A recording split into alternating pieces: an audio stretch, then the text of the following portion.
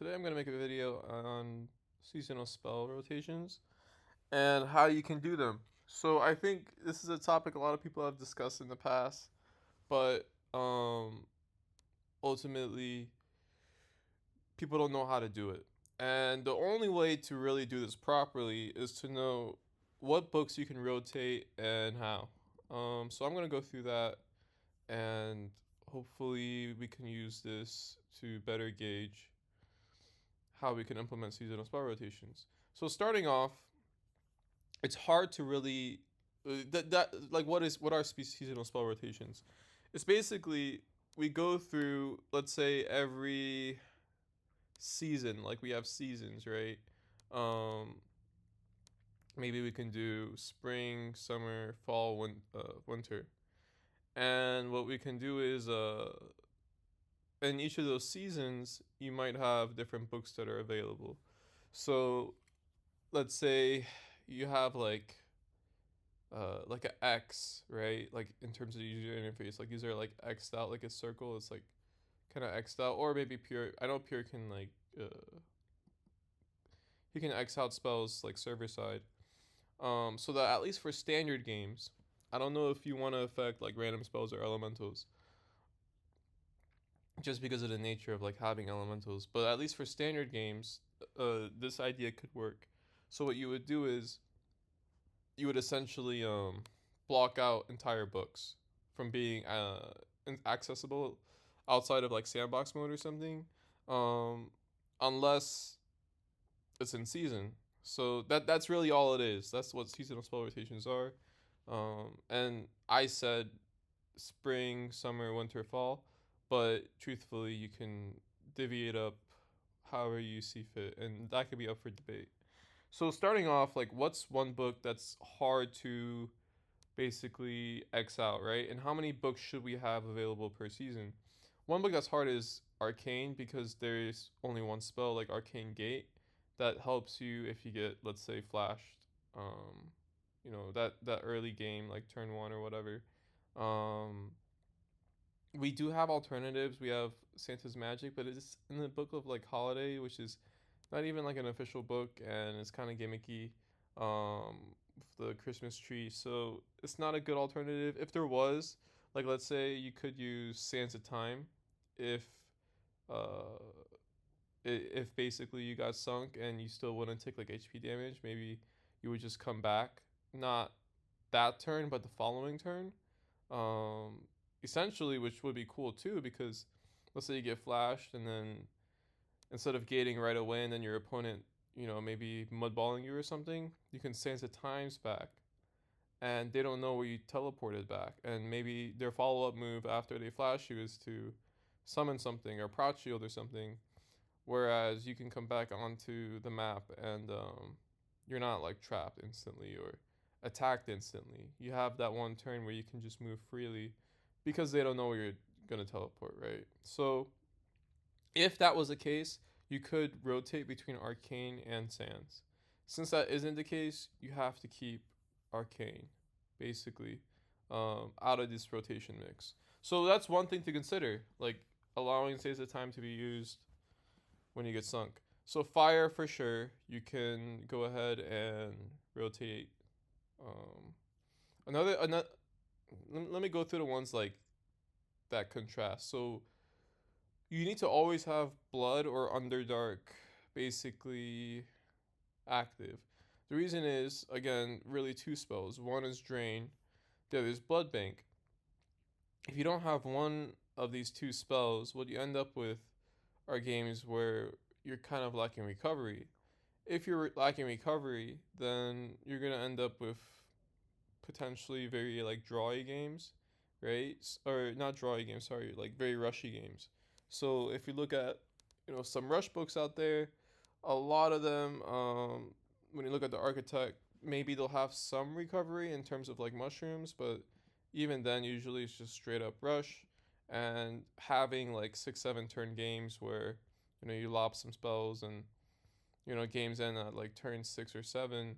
These are not strategic games, right? It's just going back and forth and trying to survive for like several turns and trying to like steal a win there. So that's probably not the direction we want the game to go to. We want games to last or at least have good counterplay, and the recovery would come from, you know, spells like this. Now you could say, okay, well, why don't we just have like a more tower centric meta? But that's hard countered with some other spells, and then you're getting into like a bag of weeds of like, okay, maybe you can bring 3 towers if there's no sustain, but then you have like stuff like Pebble Shot that can counter counter it aggressively. So it can get very tricky. So just to keep things simple, um, this like always keep arcane up, right? And then when you're rotating, always have at least one of underdark or blood active. So these are 2 rules right now, right? Um, Another one is, let's see, and these are like 2 like must haves, like, so one of these 2 have to be active. Beyond that, I think it'd be cool if maybe there's like 3 other books active, right? Now there's another like core spell people say is core, at least in high times, is Blast from the Past. Um, in terms of Blast from the Past, I feel like I think, mm, is it really core?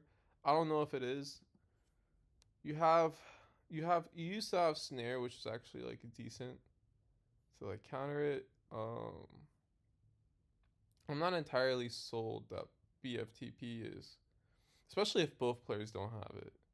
Um, I'm not sold that it's actually like a must have spell in high times. Um, because we do have a lot of different ways. Now, it used to be really core when DK was very meta, because if you just got trapped or whatever. But the thing is, nowadays, the second turn player even gets their DK first, and if you know you don't have BFTP, you can kind of like, uh, I feel like you can play around it. For now, just to be safe, add cogs to the must have books as arcane.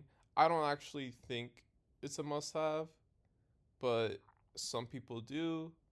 So to be safe, add cogs in the same bucket as arcane. And then again, underdark or blood should always be active. Um, Beyond that, let's try to do 3 books. So we have all these books. You have 1, 2, 3, 4, 5, 6, 7, 8, 9, 10, 11, 12. And who knows, we'll have more probably after this video. So out of those 12 books, randomly pick 3, right? Um, that weren't used. So like it actually, if you do seasons in basically a rotation of 4 different seasons, like I said, spring, summer, fall, winter, it actually works out well. Each season you can have like 3 books available, right?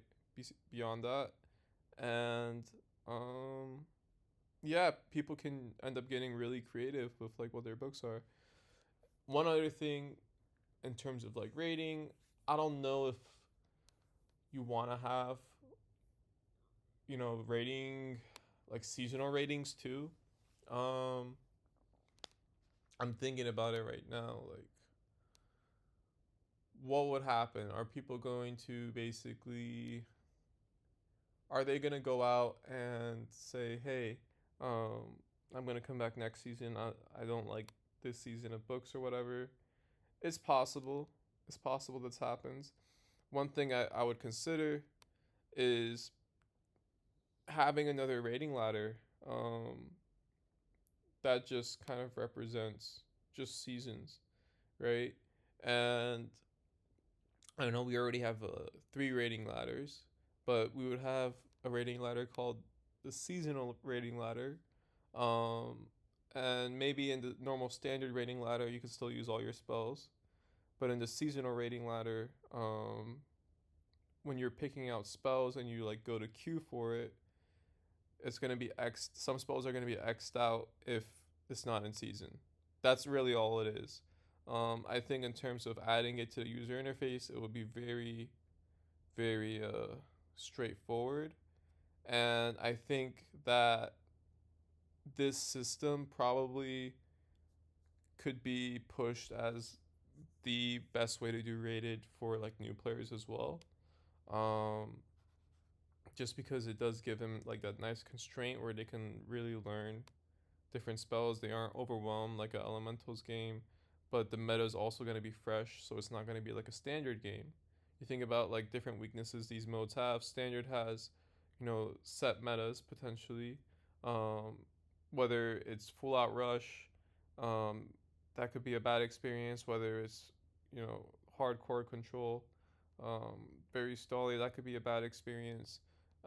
Where if you don't know the meta game and you don't know the right moves, you just kind of lose.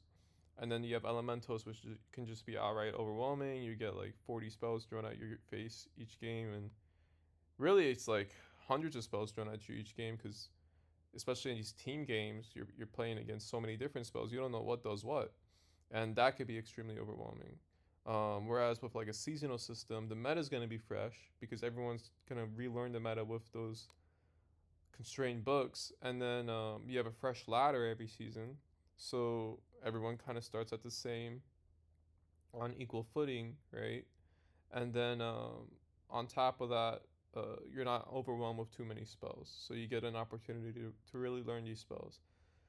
Now that I think about it, I think it's best to just uh, introduce this as a new ladder entirely, and then push this as the ladder for Arcanists. I mean, Arcanists at the end of the game should be a game of like adaptation, where you're not just on one end you're just using like the same spells, whether it's like swarm, peg, whatever.